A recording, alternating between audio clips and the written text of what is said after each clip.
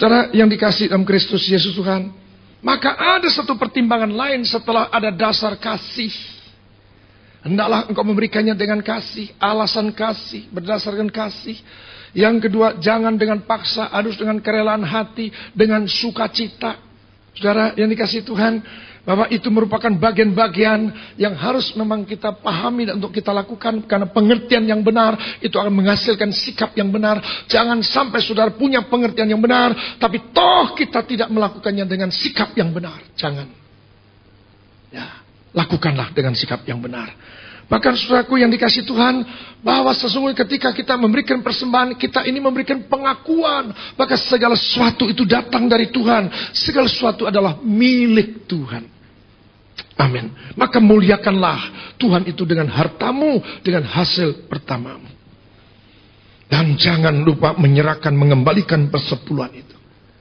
Sebagai bukti bahwa kita adalah orang-orang yang memang berpaut dengan Tuhan. Kita datang dekat kepada Tuhan. Kita mengakui eksistensi Tuhan sebagai owner, pemilik yang sah, mutlak. Baik langit dan bumi adalah Dia punya. Maka sekarang tambahannya saudaraku, kalau Tuhan itu seringkali tidak hanya memberikan sekedar standarnya seperti ini, tapi Tuhan selalu mengajarkan standar yang plus lagi. Amin.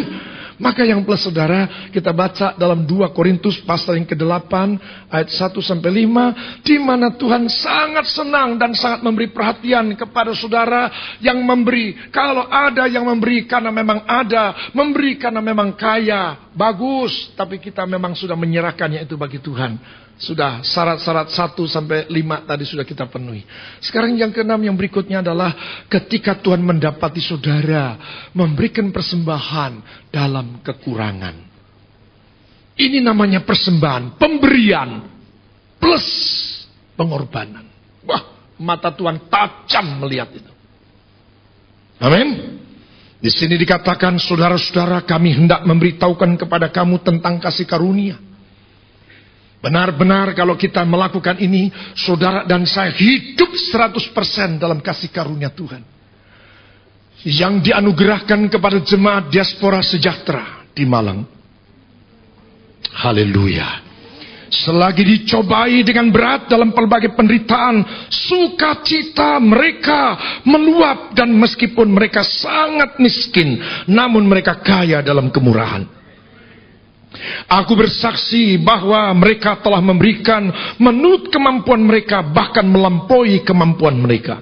Dengan kerelaan sendiri, mereka meminta dan mendesak kepada kami, supaya mereka juga beroleh kasih karunia untuk mengambil bagian dalam pelayanan kepada orang-orang kudus.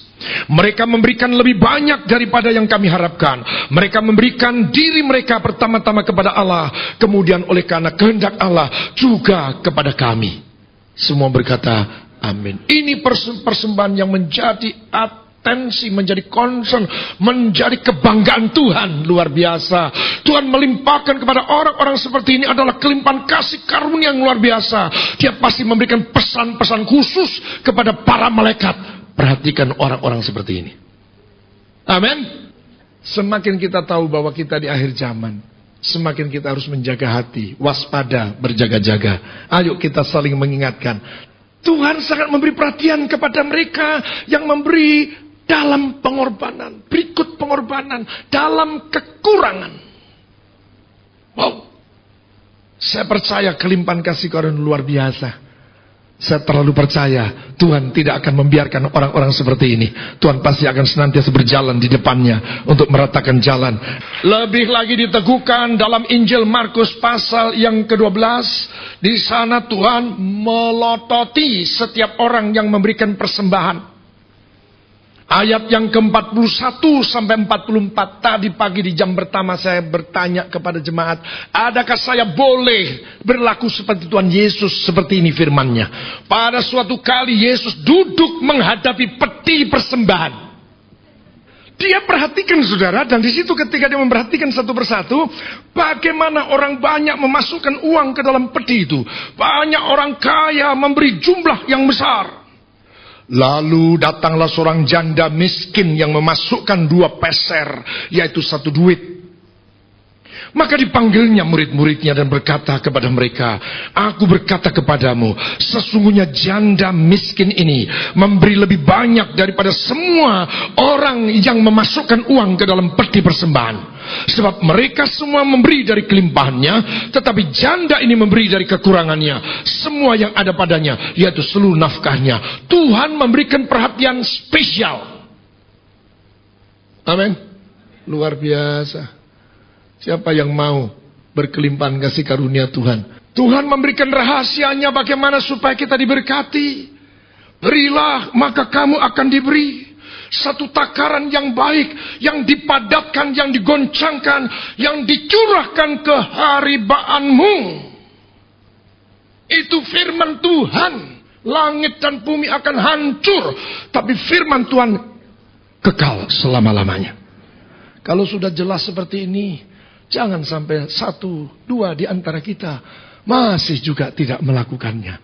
Saya percaya semua saudara yang hadir adalah orang-orang yang mau diberkati Tuhan. Akhirnya saudara, ada catatan-catatan yang menambahkan bahwa setiap kita memberikan persembahan, itu sebenarnya kita sedang dibawa untuk berpaut dengan Tuhan.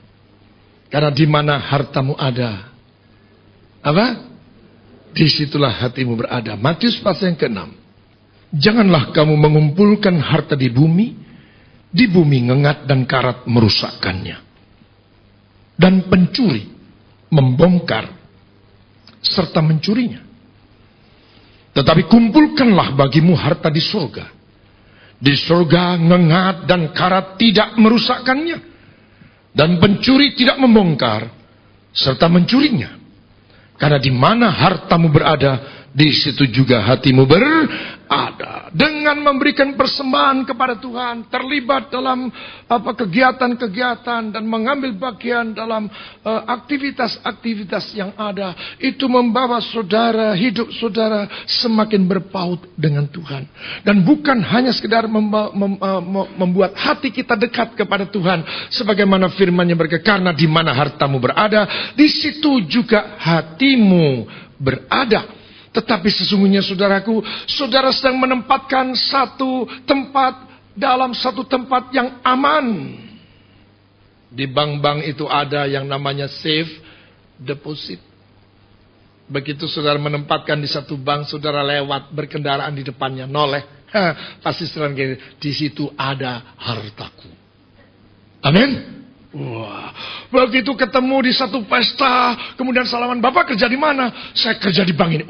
Langsung ingat, aku duit nang kono.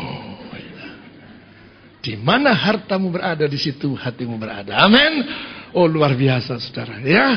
Bukan hanya mendapat tempat yang aman saudara, tetapi itu adalah tempat di mana tempat itu menjadi tempat, yaitu investasi yang pasti berbuah. Amin. Ya, karena dalam Filipi pasal 4 ayat yang ke-17, di situ diteguhkan bukan hanya soal tempatnya aman, bukan hanya soal pemberiannya, tetapi soal buahnya.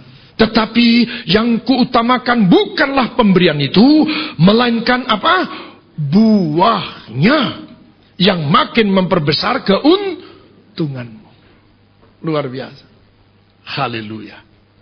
Saudara yang dikasihi Tuhan, Tuhan sedang berbicara kepada kita bagaimana supaya saudara menjadi berkat bagi bangsa, menjadi berkat bagi kota. Sebelum saudara menjadi berkat, Tuhan mengizinkan memberkati saudara. Dan bagaimana supaya saudara diberkati? Berilah, maka kamu akan diberi. Ayo yang percaya berikan tepuk tangan yang mulia. Haleluya.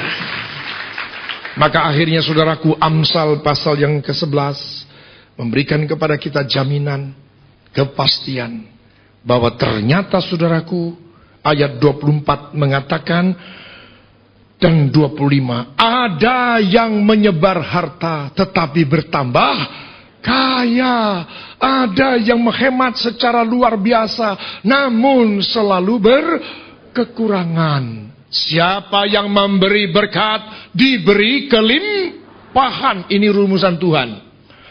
Tuhan tidak hanya berkata siapa yang memberi berkat akan diberkati. Tidak. Tuhan ukurannya selalu lebih daripada apa yang kita lakukan. Amin. Siapa banyak memberi berkat, diberi kelimpahan. Siapa yang memberi minum, ia sendiri akan diberi minum. Haleluya. Maka saudaraku, satu lagi kembali kepada 2 Korintus pasal yang ke-9. Ya. Apa yang Tuhan janjikan kepada saudara dan saya kalau kita ini suka memberi. Saya baca ulang ayat 6 sampai dengan yang ke-10. Camkanlah ini, orang yang menabur sedikit akan menuai sedikit juga. Dan orang yang menabur banyak akan banyak juga. Hendaklah masing-masing memberikan menurut kerelaan hatinya. Jangan dengan sedih hati atau karena paksaan, sebab Allah mengasihi orang yang memberi dengan sukacita. Dan Allah sanggup melimpahkan segala kasih karunia kepada kamu, supaya kamu senantiasa berkecukupan di dalam segala sesuatu, dan malah berkelebihan di dalam berbagai kebajikan. Seperti ada tertulis, ia membagi-bagikan, ia memberikan kepada orang miskin kebenarannya tetap untuk selamanya. Ia yang menyediakan benih bagi penabur dan roti untuk dimakan. Ia juga yang akan menyediakan benih bagi kamu dan melipat kali gandakannya dan menumbuhkan buah-buah kebenaranmu. Kamu akan diperkaya dalam segala macam kemurahan hati yang membangkitkan syukur kepada Allah oleh karena kami. Sekali lagi kerinduan Tuhan, sudah rasanya sudah sampai di leher sini saudara, untuk memberkati saudara. Tuhan sedang mau menegakkan gunung rumah Tuhan menjulang lebih tinggi daripada gunung yang lain. Tuhan sedang akan memberikan sedang melakukan gerakan revitalisasi. Bukan saja pemerintah untuk revitalisasi BUMN, tapi Tuhan sedang melakukan revitalisasi untuk umat Tuhan. Tuhan mau menyatakan berkatnya bagi Indonesia melalui gereja. Maka saudara yang dikasih Tuhan, ya, dengar baik-baik firman Tuhan ini dan mulai camkan dan mulai melakukan. Saya terlalu percaya, saya menjadi saksinya bahwa saya sangat-sangat dipelihara Tuhan, luar biasa. Ya, saya ingin semua saudara diberkati lebih dari saya.